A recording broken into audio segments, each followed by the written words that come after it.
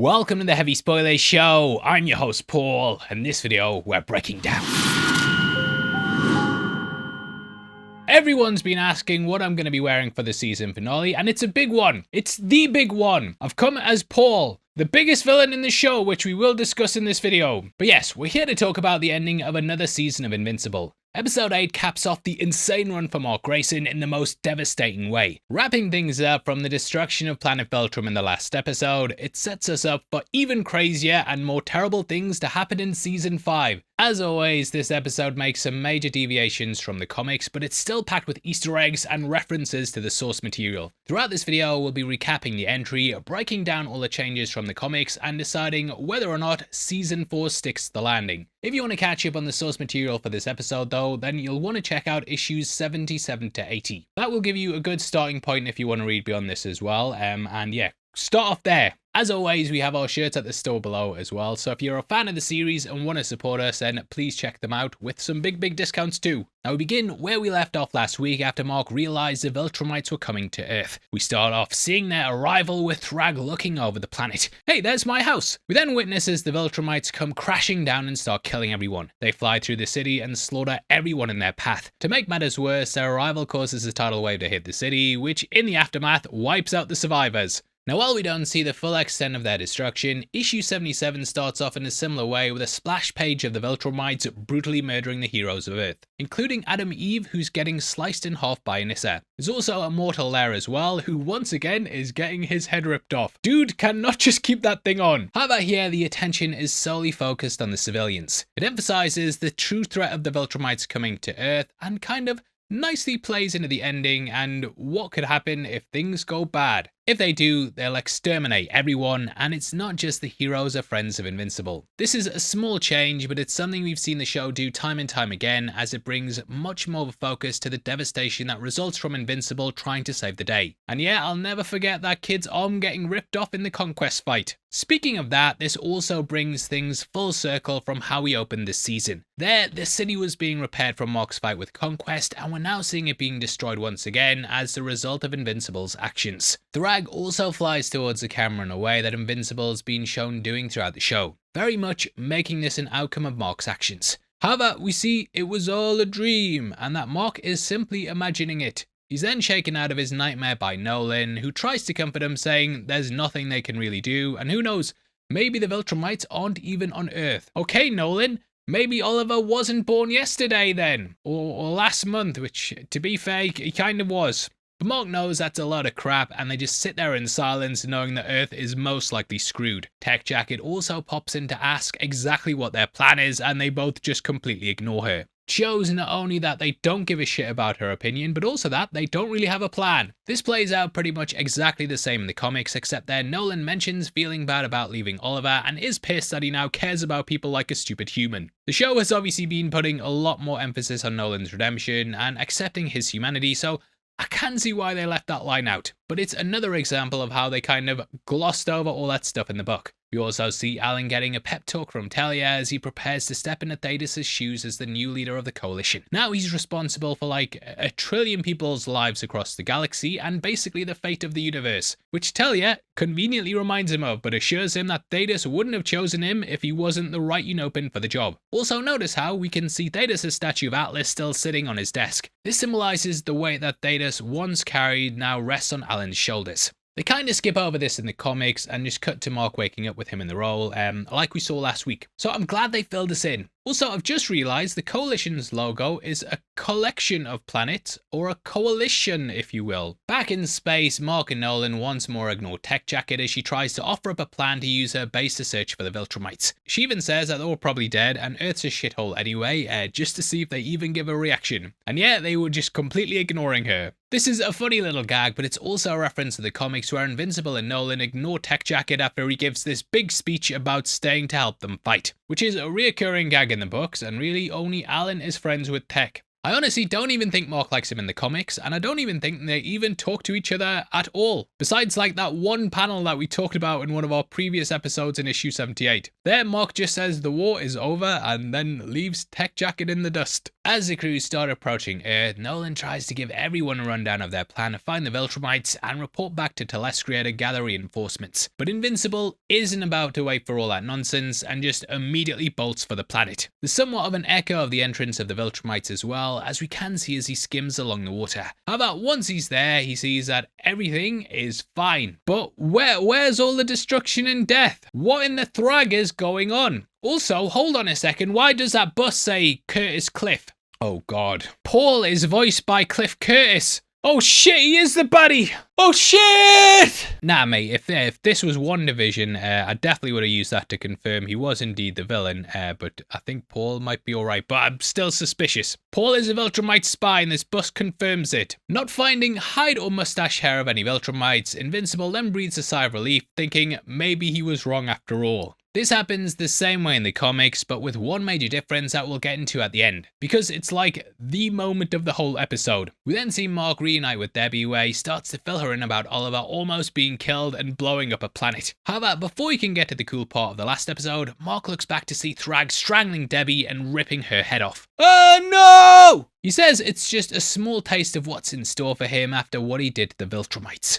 Debbie's blood then splatters across Mark's face and just flows onto the carpet, and it plays into his constant anxiety. But yeah, and it's very fucked up seeing like that absurd amount of blood coming out.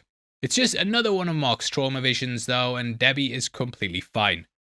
Whew. You can basically kill anyone else, but we will go to war for Debbie Grayson. Now while this is just a fake out, we do see Mark having the same vision of Thragg ripping Debbie's head off in issue 77. But it happens while he's still on the Ventura, not while he's talking to Hermit conversation. The show also makes it way more brutal, but I love this slight shift to have it happen in the middle of their talk. It cements just how even more traumatized Mark is now than he was at the beginning of the season. I'll also mention that Paul is included in Debbie's death panel in the comics with his head smashed in with a picture of Mark, which is not included here, and further proves that Thragg is working with Paul. Theory confirmed! But to be fair to Mark, you can totally understand why he feels this way. I mean, it's just been non-stop for the character. One ass whooping after another. There's been the Invincible War, Conquest, and like even before that as well.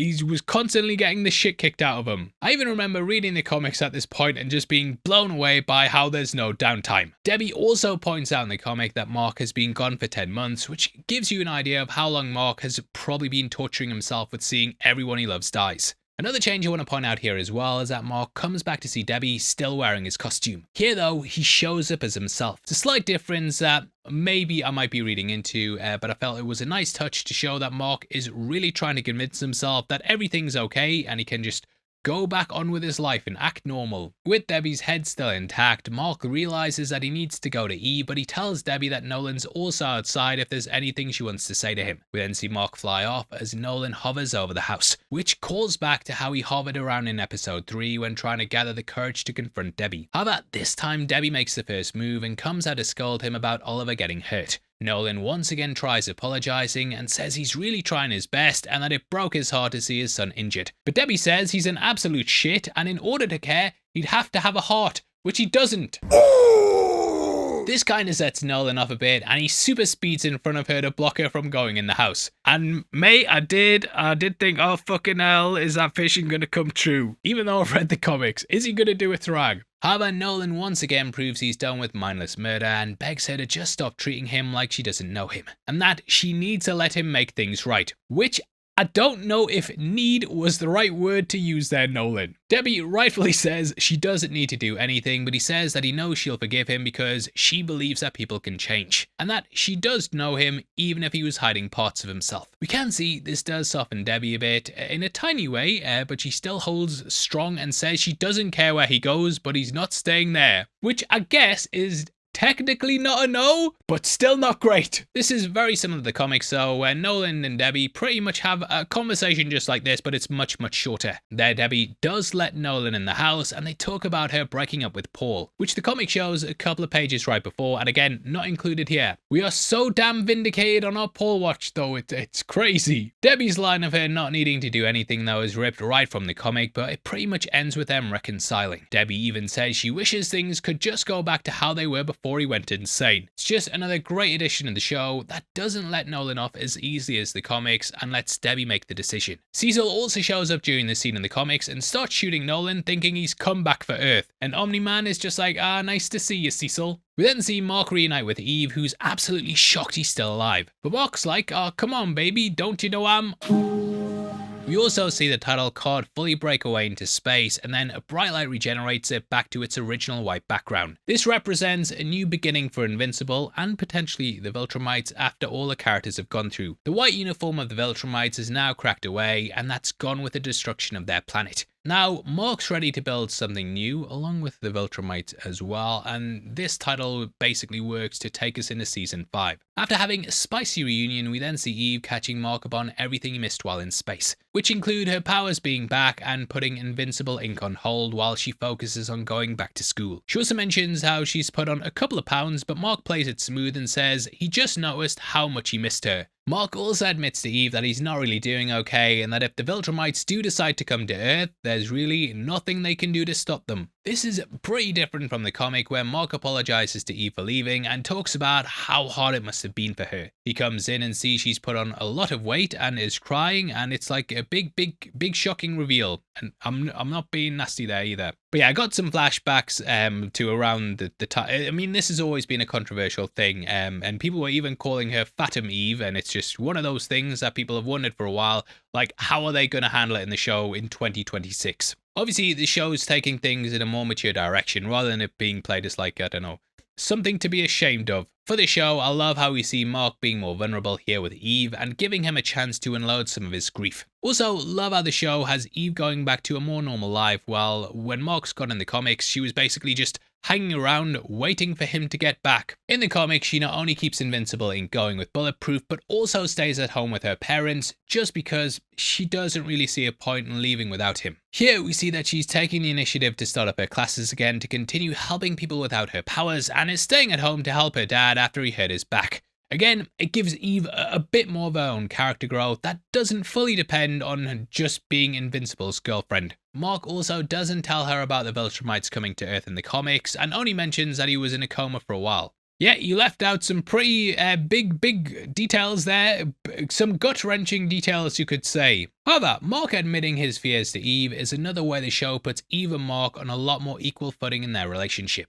We then hop on over to the GDA, where Cecil and Donald are meeting with D.A. Sinclair and his girl to check out his new project. This is a trans-dimensional portal that he and Cecil have been developing to find Robot and Monster Girl, who, if you don't remember, are now trapped in the Flaxen Dimension after episode 4. However, Sinclair is clearly much better at making murdering robots, as a giant tentacle monster comes through the portal and nearly kills Cecil before Donald can smash the controls and shut it down. Also, almost pulls Sinclair into it, but in closing the doorway, it severs the tentacles, like some Marvel wizard finisher thing. This leads Cecil to shut down the whole thing, and it also leaves Robot and Monster Girl to fend for themselves. Now, this is another new addition for the show, but it just sets us up for something later down the line that we'll probably see next season. We then head over to Telestria, which I always pronounce wrong, where Alan is struggling to step into his new leadership role. We witness as the other planetary leaders of the Coalition grill him on where the Viltrumites went. However, Alan steps up and reminds him that it's a big galaxy and that Nolan and his sons are the ones who saved them. But the other leaders, especially the bird lizard lady, are still not having it. We also see as the Doran later takes a jab at Alan. He says they need strong leadership and asks if he's forgotten what the Viltrumites did to his people. Which, if you don't remember, they were nearly all killed by the Viltrumites, and Alan was experimented on at birth to be able to fight them and save Europa from extinction. Dude was literally born for this shit. And this is why the line's little comment cuts so deep. However, once again he steps up and says as much as he loves having this conversation, they're doing everything they can, and that when they find them,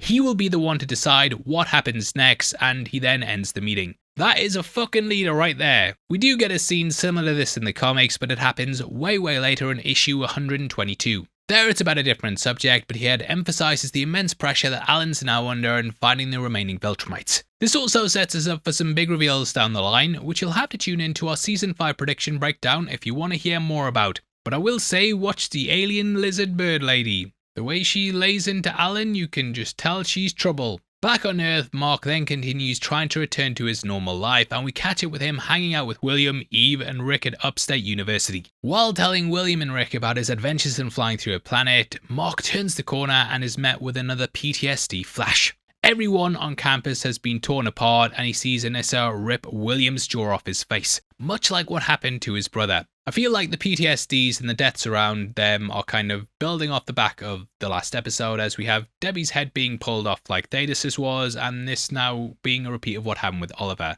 And clearly those attacks are burned into his brain. We then focus in on his mangled face as Mark's brought back to reality again. This is yet another new scene for the show that emphasises the tremendous amount of trauma that Mark's now gone through, not only in this season, but throughout his entire career as Invincible. Also, love how the show brings us back to Upstate University for this scene. This is where Mark really began his superhero journey back in Season 1, and it's here where he learned that being invincible meant that he could no longer just be a normal, usual teenager. Parallels how he used to walk the campus with his friends before getting his powers, but he's now faced with the terrifying reality that his old life's gone, and he can never get it back. Sorry, Mark, it's all just blood and superhero fights from here on out. However, notice how Eve and William comfort Mark once he snaps out of it, and they all gather around to help him. This shows that while he may not be able to return to his old life, those people are still there for him, and he isn't alone. Rick also talks about how he's seen what Mark's going through in the mirror, and it's just a nice line that also speaks to his trauma as well. Because yeah, some of these characters have kind of been forgotten about. Now in the comic, Mark does go to see William after returning to Earth in issue 80, but the conversation is just about William being gay. That's when he comes out to Mark about his relationship with Rick, but for the show, you know, we've known since Season 1, so it's cool to see how one small shift for the character has led to us getting this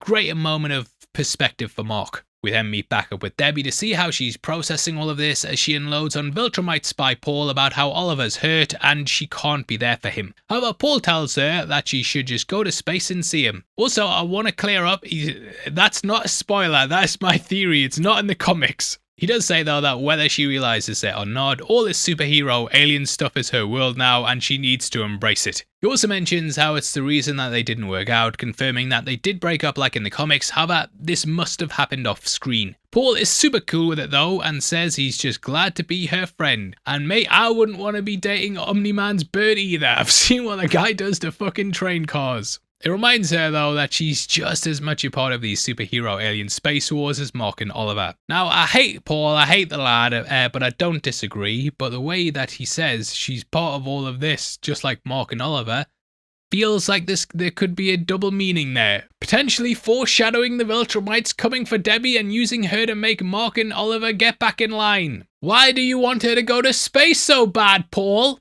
You fucking liar! Now, I know I'm a bit invested in the Paul watch, I will admit that, but in all seriousness, this is such a great scene to again emphasise the importance of Debbie and bring her more into the fold. This is something we talked about in episode 5 and how she's the one who keeps everyone together. In the comic, Debbie and Nolan get back together immediately after their earlier conversation and she decides to go back with him to rekindle their relationship. There's really no decision-making process at all, so I love how in the show, Debbie is more in charge of this decision and is going there for Oliver. Not for Nolan, which yeah, big move, and in the comics I don't even think Debbie mentions Oliver after finding out he's okay, so yeah, much better change. As Debbie contemplates her place in the universe, Eve tries to comfort Mark with some bergamot as they sit together on the roof. We've seen this is kind of their special place where they have their serious talks, and oh boy is this a serious talk as Eve begins to tell Mark the reason her powers weren't working. Turns out, as we've seen throughout the season, she is pregnant. However, before she can get the words out, Mark's mind once again slips into his PTSD trauma and Thragg grabs her by the head. He says there will be consequences for everyone he loves and slowly crushes Eve's head and throws her limp body back at Mark.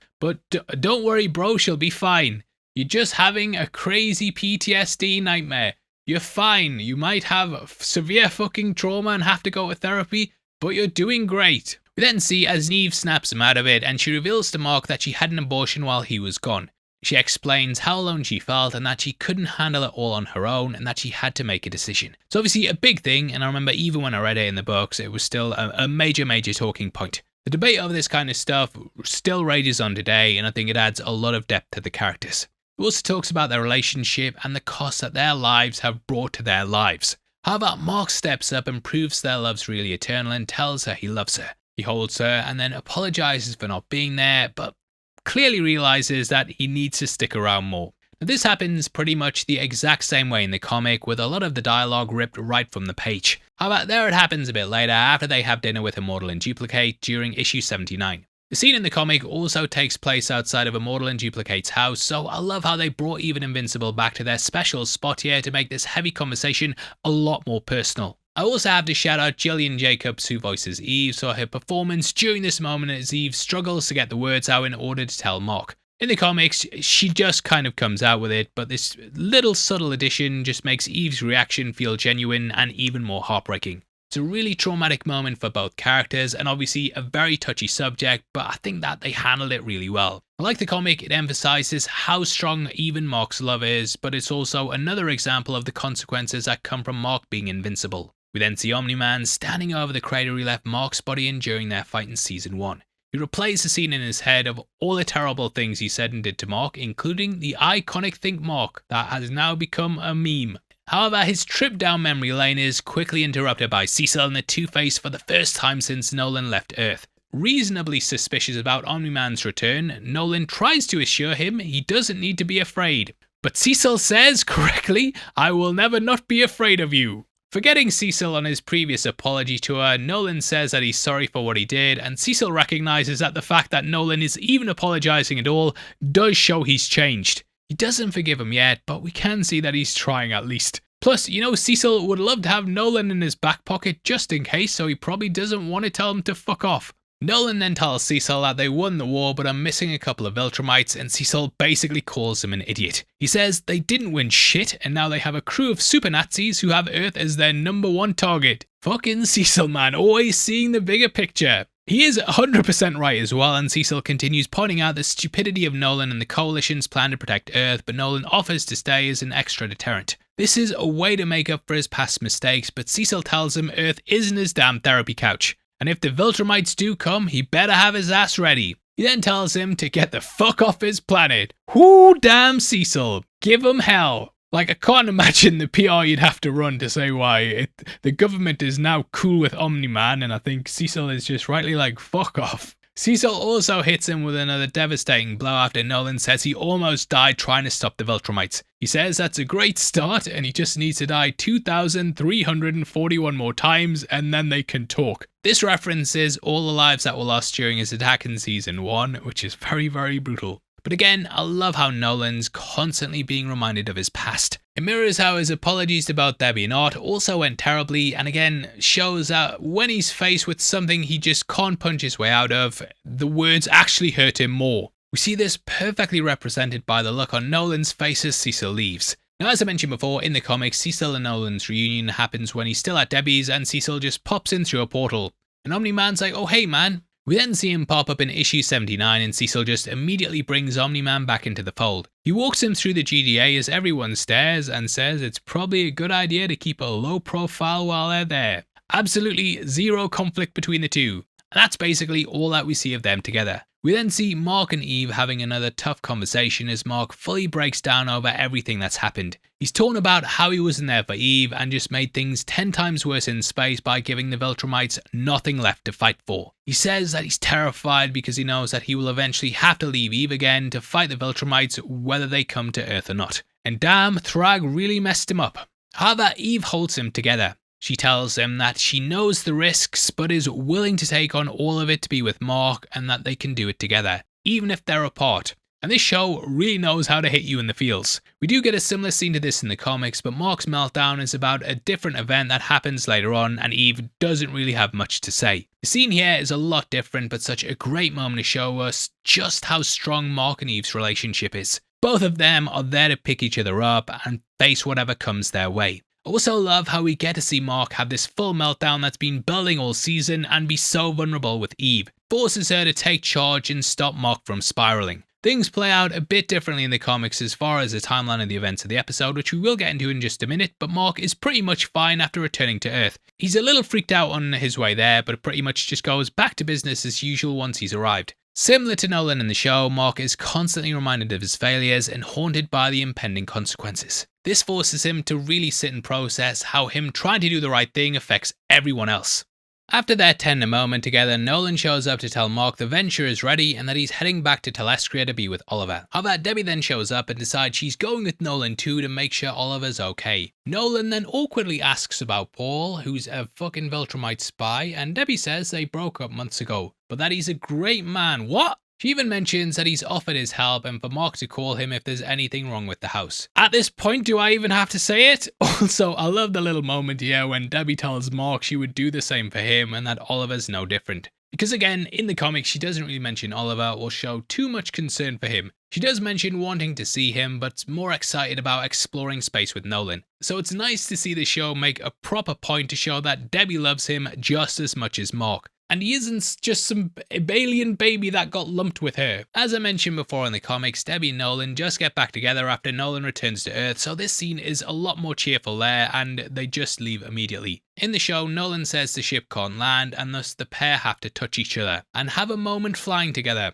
Now obviously, Superman the movie showed us that nothing woos a woman more like taking her flying, and it's a nice addition to the show with them getting closer, but it being very awkward. We also see Nolan trying to soften Debbie up by showing her a view of Earth from space. This shows that Nolan is slowly making some progress as it does soften her up. He almost touches her though, but decides not to, showing that he's also showing respect and showing restraint. In the comics, they just immediately start banging, and we then catch back up with them in issue 85. But yeah, this is a lot more how it would happen in real life. Not, like, it wouldn't happen in real life, but you know, if it did happen, this is more likely how it would happen. Back on Earth, Mark then meets up with Cecil about their monumental fuck up in space and asks him for a full debrief on what happened so the GDA can prepare for the worst case scenario. Cecil also tries to confront Mark, saying they'll figure it out, but is then stabbed through the chest by Thragg. It reminds Mark that there's nothing Cecil or anyone else can do to stop them until Cecil snaps him out of it. Mark then admits that he's not okay and asks Cecil to set something up for him to get professional help. This is a new scene for the show, but again shows how Mark isn't alone and has people who care about him. We then cut to a now empty Grayson house where Mark sits alone in his old bedroom. It's been a long time since he came here to chill, and it highlights how you can never truly go home.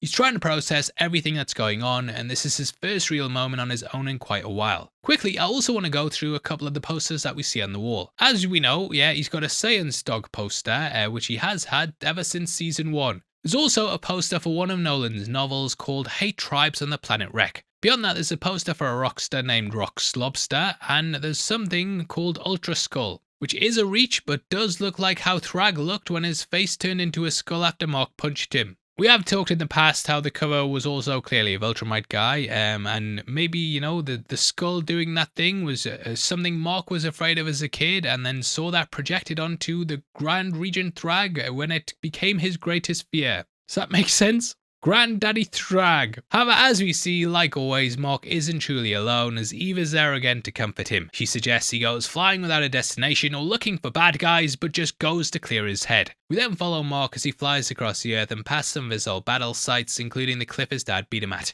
He then goes up into space. This is to the song Fragments from the Decade by Death Cab for Cutie, which I did enjoy. Looking down over Earth and finally taking a moment for himself, this reflects the scene with Debbie and Nolan. Something that's happened a lot throughout the show as well, with Mark often going to space and the moon to take a break. Feels like him reminding himself of what exactly he's fighting for. In the end, despite all the terrible shit that's happened to him, the Earth is still standing, so he has to be doing something right. Spider-Man falls back to the planet and then sees Thragg waiting for him. Going into another full-on panic attack, Mark freezes as he stares at Thragg and sees flashes of the Earth being destroyed. This includes the Pentagon, University and Bergamot where he used to work. He tries to close his eyes and put an end to another terrifying vision, however when he opens them, Thragg is still there. This confirms Mark's worst fear of the Viltrumites being on Earth, and not able to shake the illusion, Mark charges at the character and punches him in the face. However, all he's met with is a solid mustache and Thragg doesn't budge. They also do a really clever trick here by making the camera go in and out of focus like Mark's visions earlier. This makes us just assume this is another one of Mark's episodes, but nope, this is very, very real. Mark then starts laying into him and Thragg just eats his punches and starts dodging them with zero effort until he just shoves Mark away, which you can basically see creates a sonic boom as he pushes him, once again showcasing how immensely overpowered Thragg is compared to Invincible. However, Thragg doesn't put the beat down on Mark and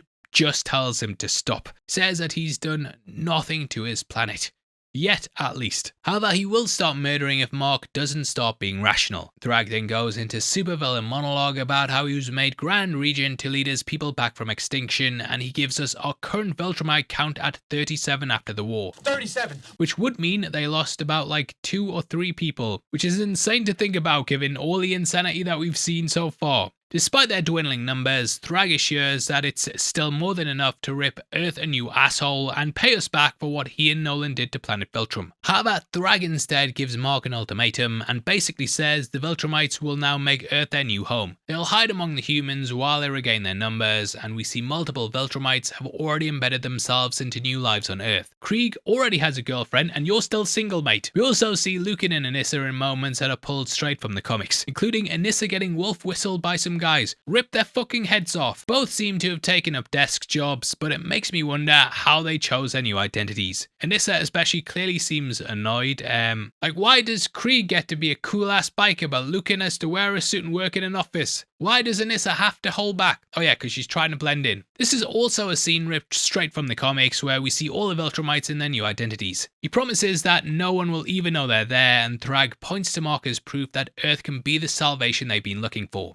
Mark shows it's possible they can regrow here, and he offers Mark a truce and says they will not attack, help, or interfere with humanity in any way, as long as no one comes looking for them. However, if Invincible or the Coalition try and interfere, they'll kill billions and enslave whatever's left of humanity. Leaves the choice up to Mark as to whether or not Earth dies now or later, which of course, Mark's immediate reaction is like, fuck that! However, he then sees flashes of all the terrible visions he's seen throughout the episode until he focuses on an image of Eve. Realizing that all of this could come true if he makes the wrong choice and remembering what he's truly fighting for, I love how during this moment we can hear Mark's heart beating and how seeing Eve is what breaks him out this spiral. Calls back to what she said earlier about how no matter what comes, they'll handle it together even if they're apart. Now able to see clearly that there's no real option here, Mark does the and reluctantly agrees to Thragg's terms. Thragg then comments on the irony of Invincible now being the Viltrumite savior after spending so much time trying to stop them. We then see Mark starting to realize the gravity of what he just did, but Thragg reassures him that he saved the lives of every living thing on Earth.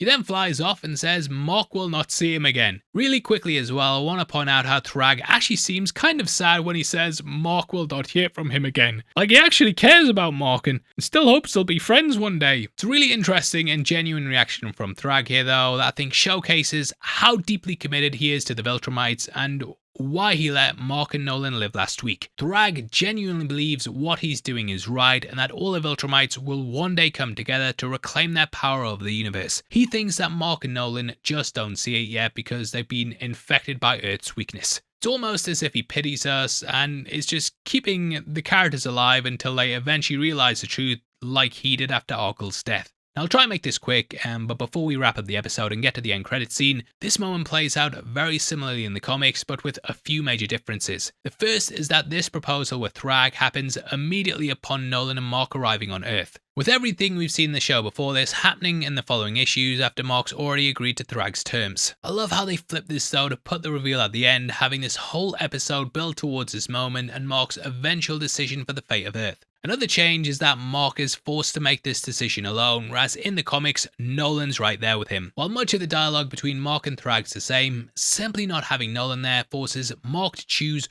what kind of hero he's going to be in this moment. Which I love because Nolan hasn't done shit for Earth, so why should he be involved in deciding its fate? Every major test Mark has had to face has been alone, so it makes sense that the fate of the world would now rest on his shoulders. One thing I'll mention as well that I thought was an interesting change is that Thragg actually surrenders in the comics, whereas here he offers Mark a truce. Now, I could just be getting into semantics, but I like how here Thragg is basically just telling Mark how things are going to go moving forwards, and he refuses to accept defeat. As Thragg flies off, we're left with Mark alone floating in the sky as he tries to come to grips with whether or not he's just saved the world or ended it. And we close out with a landscape shot of the sun and clouds as Mark floats in the air and lets out a cold shiver for what the future holds in season 5. However, we are left with one little tease to hold us over until next year, where we see Alan receive a message from Thaedus beyond the grave. He apologizes to Alan for the responsibility he's put on him, and Thaedus reveals he has one last trick up his sleeve in order to kill the Viltrumites once and for all. He tells Alan about the new Scourge virus he showed Nolan back in episode 2 and promised would only be used as a last resort.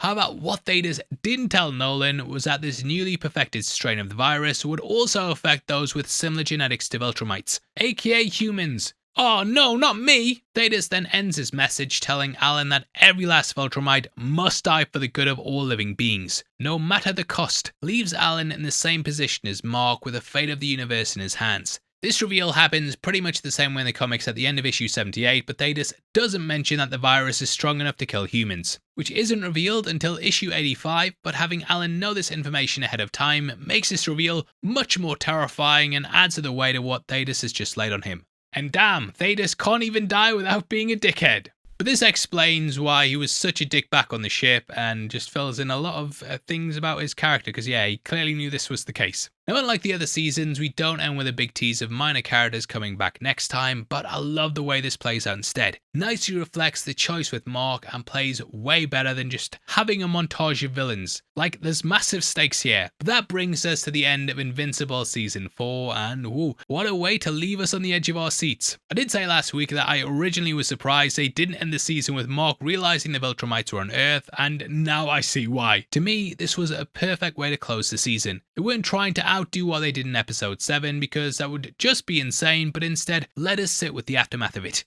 It leads us to believe that everything might just be okay before giving us and Mark a Viltrumite level gut punch to remind us that something even worse is always waiting around the corner. Among the many insane moments we got in this season though, the addition of all the character development we get here in the show made these big moments hit even harder than what they did in the comics. I've seen Mark and Nolan like fly through Viltrum about 100 times at this point, but seeing it in the show after multiple episodes of them both fighting their way back to redemption, it made me see it with a whole new perspective. That to me is the best thing you could hope for in a comic book adaptation, and how Invincible sets itself apart from the millions of other superhero shows. Now, while I know some people have issues with the animation and stuff like that, I think these last 2 episodes, in terms of story, really took it over the top for me and made it probably my favourite so far. Episode 7 at least, but 8 was, you know, a nice closer. Season 1, I think, ended on an amazing episode. Last season did as well. And though it's hard to beat those reveals, I think these 2 episodes